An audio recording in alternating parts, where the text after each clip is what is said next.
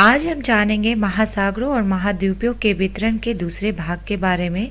और इस वीडियो में हम जानेंगे महाद्वीपीय प्रवाह सिद्धांत के बाद आने वाले कौन कौन से सिद्धांत हैं। तो चलिए स्टूडेंट्स जानते हैं इसके बारे में। तो जैसा कि हम लोगों ने पहले वीडियो में जाना कि अल्फ्रेड वेगनर ने महाद्वीपीय प्रवाह सिद्धांत दिया और जिसके अंदर उन्होंने बताया कि ध्रुवीय प्लेइंग बल और ज्वारीय बल जो है वो जिम्मेदार थे महाद्वीपीय प्रवाह के लिए।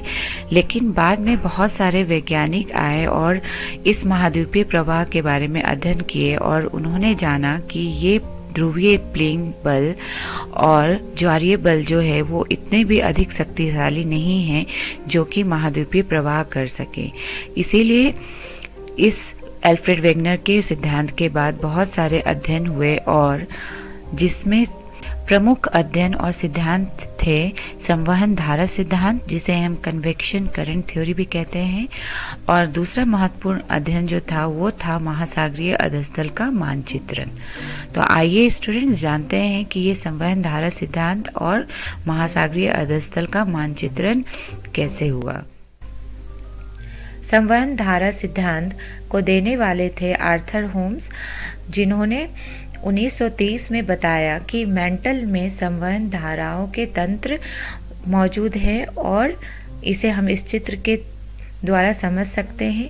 तो ये है संवहन धाराएं जो बनते हैं रेडियो एक्टिव तत्वों से, और ये रेडियो एक्टिव तत्व जो हैं जो मेंटल में मौजूद होते हैं उनके कारण इस मेंटल में ताप का भिन्नता आता है, यानी कहीं ज़्यादा ताप होता है और कहीं पे कम होता है, जिसके कारण जो अधिक ताप वाले होते हैं पदार्थ वो ऊपर की ओर जाते हैं, यानी पृथ्वी की सतह की ओर जाते हैं, जैसा कि हम यहाँ देख भी सकते हैं, और फिर वो ठंडा होकर नीचे आ जाते हैं। तो इस तरह ऊपर उठने की क्रिया और नीचे गिरने की क्रिया के कारण यहाँ पे एक तंत्रनुमा धारा उत्पन्न होता है जिसे हम कहते हैं कन्वेक्शन करंट।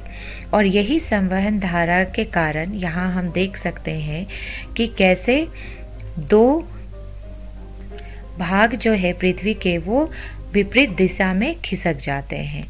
तो आर्थर होम्स ने यही बताया कि इस संवहन धाराएं जो उत्पन्न होते हैं रेडियो एक्टिव तत्व से मेंटल में, इन्हीं के कारण महाद्वीप जो हैं वो बीच से टूट गए और धीरे धीरे उनका प्रवाह शुरू हुआ। तो ये था संवहन धारा सिद्धांत जिसको देने वाले थे आर्थर होम्स, और इन्होंने अल्फ्रेड वेगनर के सिद्धांत को नकार कर बताया कि जो ये महाद्वीप है उनका खंडन हुआ और प्रवाह हुआ इन संवहन धाराओं के कारण जो उत्पन्न होते हैं मेंटल में।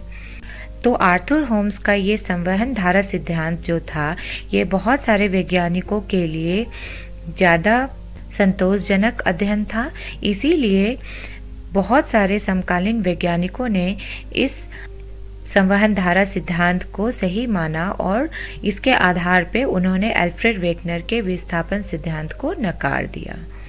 तो ये था संवहन धारा सिद्धांत आर्थर होम्स का। अब हम जानेंगे दूसरा अध्ययन के बारे में जो आया संवहन धारा सिद्धांत के बाद। तो ये था महासागरीय अधस्तल का मानचित्रण। तो पहले सब लोग ऐसा मानते थे कि महासागर का तल जो है, अधस्तल जो है वो समतल है, लेकिन ऐसा नहीं है। और इनका अध्ययन शुरू हुआ युद्धोत्तर काल में, और इस अध्ययन के दौरान ये पता चला कि महासागर अधस्तल में जो है वो विभिन्न भौतिक विशेषताएं पाए जाते हैं, और इसमें पाए जाते हैं जलमग्न पर्वतीय कटके और गहरी खाइयाँ। यानी महासागरीय अधस्तल जो है वो समतल ना होके इनमें बहुत सारी भौतिक विशेषताएं हैं, जैसे जलमग्न पर्वतीय कटके भी पाए जाते हैं और कहीं कहीं गहरी खाइयाँ भी हैं। साथ ही साथ ये भी जाना गया कि महासागर के नितल की चट्टानें जो हैं वो महाद्वीपीय चट्टानों की अपेक्षा नवीन है। तो ये सब पता चला जब महासागरीय अधस्तल का मानचित्रण शुरू हुआ और अध्ययन शुरू हुआ। साथ ही साथ महासागरीय अधस्थल की बनावट के बारे में पता चला और विभिन्न भौतिक विशेषताओं के बारे में पता चला। तो महासागरीय अधस्थल जो है वो बना हुआ है महाद्वीपीय सीमा से, गहरे समुद्री बेसिन से और मध्य महासागरीय कटक से।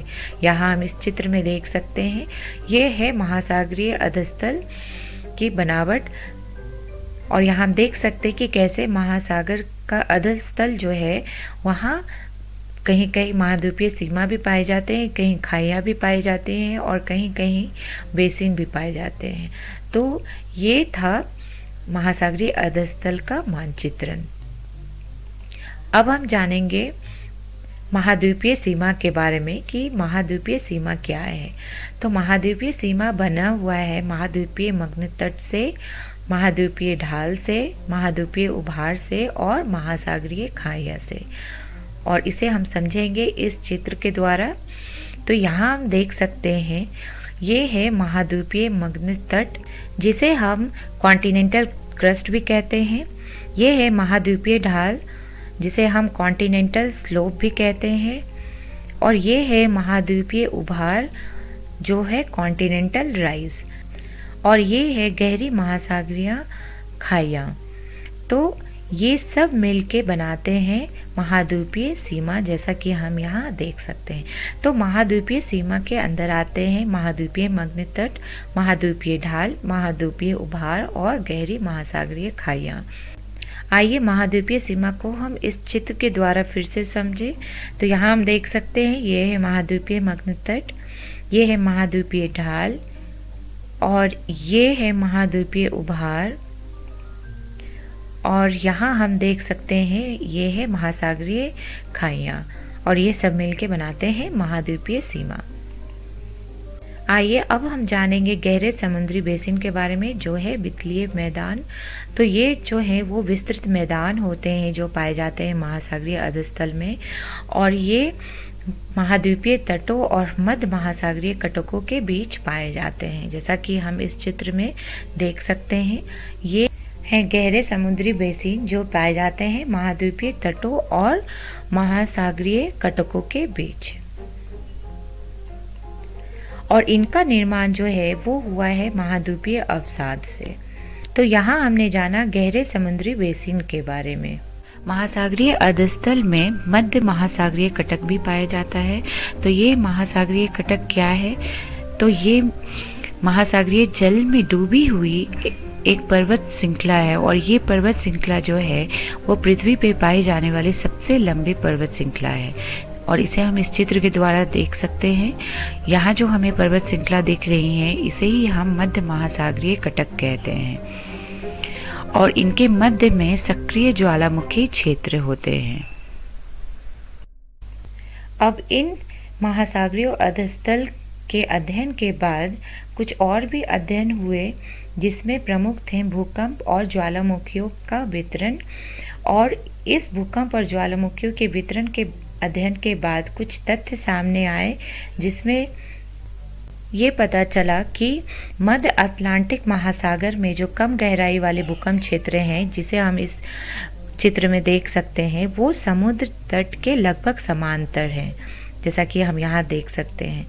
और ये क्षेत्र जो हैं, यानी कम गहराई वाले भूकंप क्षेत्र जो हैं, वो मध्य अटलांटिक रीच के साथ मेल खाते हैं, जैसा कि हम यहाँ इस चित्र में देख सकते हैं। तो ये तथ्य सामने में आए जब भूकंप के वितरण के बारे में अध्ययन किया गया।